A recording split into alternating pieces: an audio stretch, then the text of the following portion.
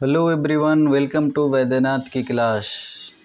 तो आज के इस वीडियो में हम लोग सीखेंगे नॉर्मल रेसिडेंट के बारे में।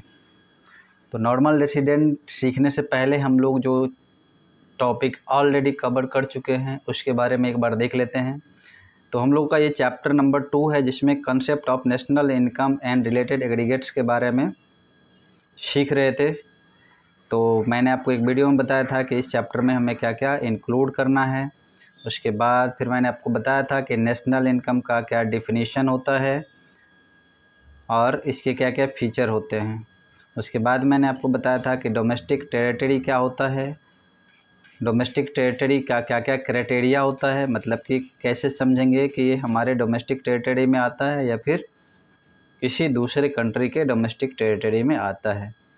ठीक है, ये था डोमेस्टिक टेरिटरी का पूरा एक्सप्लेनेशन। तो आज हम लोग सीखेंगे नॉर्मल रेसिडेंस क्या होता है। ठीक है, तो नॉर्मल रेसिडेंस क्या होता है उसका पहले डिफिनीशन देख लेते हैं कि normal resident refers to that person और institution who ordinarily resides in a country and whose centre of economic interest also lies in that country. It is an economic concept and totally differs from the concept of citizenship, which is legal concept in order to be in normal residence. The two condition must be satisfy. तो देखो यहाँ इतना पढ़ने के बाद जो हमें समझ में आया, ये सबसे पहले जो आपको क्या समझ में आया कि इसको अगर हम ब्रीफली एक्सप्लेन करें तो सबसे पहले क्या बता रहा है कि it refers to the person and institution. ठीक है, क्या बता रहा है कि ये पर्सन और एन इंस्टीट्यूशन, मतलब कि नॉर्मल रेसिडेंस क्या होता है कि कोई भी पर्सन या फिर कोई भी इंस्टीट्यूशन।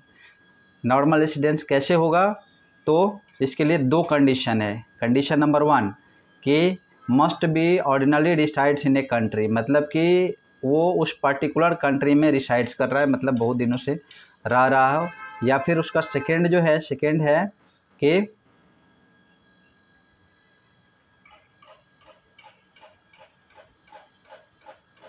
है कि economic interest lies in that country. Economic interest lies in that country का क्या मतलब होता है कि उसका जो भी है, मतलब अर्निंग, स्पेंडिंग, सेविंग, ठीक है, उस पर्टिकुलर कंट्री में ही होता है।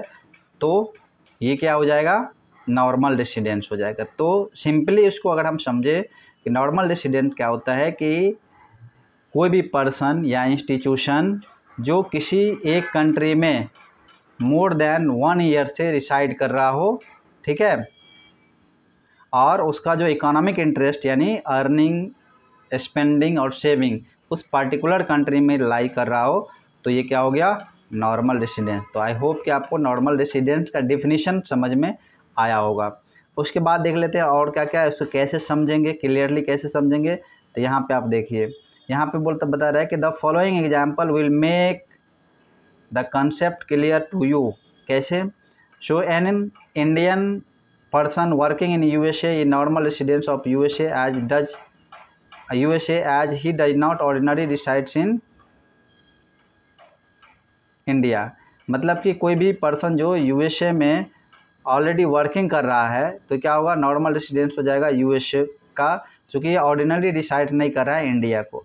Foreign officers working in UN office located in India are not considered as the normal residence. अब जो भी फॉरेनर जो ऑफिसर्स है जो कि इंडिया में काम कर रहा है, वो इंडिया का नॉर्मल रेसिडेंस नहीं होगा if the period of stay is less than 1 year, मतलब ये अगर 1 साल से कम तक रह रहा है तो। ठीक है, however if he stay more than a year in India, अगर वो 1 साल से ज़्यादा रह रहा है, he will be considered as a normal residence of India as his economic interest will lies in that case। कहने का मतलब ये है कि अगर वो 1 साल से ज़्यादा अगर इंडिया में रह रहा है वही ऑफिसर, तो फिर क्या हो जाएगा, ये नॉर्मल रेसिडेंट हो जाएगा। ठीक है, इसको हम लोग और भी तरीके अच्छे से समझ सकते हैं कि देखो जैसे क्या है कि the following person located with in the political frontier of a country are not considered are the normal resident of the that country. मतलब कि जो फॉरेन विजिटर एंड ट्रेवलर होता है, जो हमारे कंट्री में आता है विजिट करने के लिए, टूर करने के लिए, बिजनेस टूर पे, स्टडी टूर पे, स्पोर्ट्स इवेंट में, ठीक है, कॉन्फ्रेंस अटेंड करने के लिए, तो ये क्या होगा, नॉर्मल रेसिडेंट नहीं होगा। जो बॉर्डर वर्कर है, ठीक है, बॉर्डर वर्कर हूँ cross the border between the two countries regularly will be treated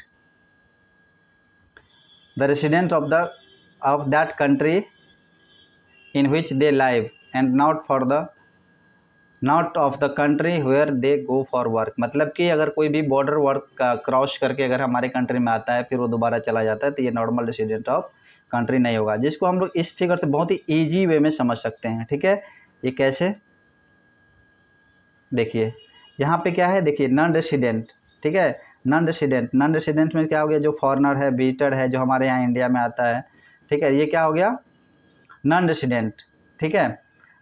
इसको और आप देख सकते हो, नॉन रेसिडेंट क्या हो गया कि जो हमारे यहाँ का फॉरेन एयरलाइंस है, क्रूज मेंबर है, ये क्या हो गया, नॉन रेसिडेंट हो गया, ठीक है। इस तरीके से आप नॉन रेसिडेंट में देखिए, जो कैनेडियन स्टूडेंट जो हमारे यहाँ काम करने के लिए, पढ़ने के लिए आते हैं, ठीक है, ये सब क्या हो जाएगा, नॉन रेसिडेंट। बट इंडियन जो कॉलेज होगा ये क्या हो जाएगा, रेसिडेंट। मतलब जो इंडियन कॉलेज है वो जो इंडिया में है वो क्या हो जाएगा, रेसिडेंट, ठीक है। जैसे जर्मन टूरिस्ट आप देख सकते हो, ये क्या होगा, नॉन रेसिडेंट होगा, ठीक है। नेपाली वर्कर जो बॉर्डर क्रॉस करके इंडिया में आते हैं, फिर वहाँ काम किया, फिर चला गया। तो इस तरीके से आई होप कि आपको समझ में आ गया होगा कि नॉर्मल रेसिडेंट क्या होता है। आपको तीन बातें याद रखनी है। एक तो क्या हो गया, एक तो सबसे पहले क्या हो गया कि नॉर्मल रेसिडेंट होने के लिए क्या होना चाहिए कि कोई भी जो इंस्टीट्यूशन है या फिर क्या है, कोई भी पर्सन है जो ऑर्डिनरी डिसाइड करता हो मोर देन 1 ईयर किसी भी कंट्री में। और सेकेंड क्या आपको याद रखना है कि जिसका इकोनॉमिक इंटरेस्ट लाई करता हो दैट पार्टिकुलर कंट्री। तो आई होप कि आपको समझ में आया होगा।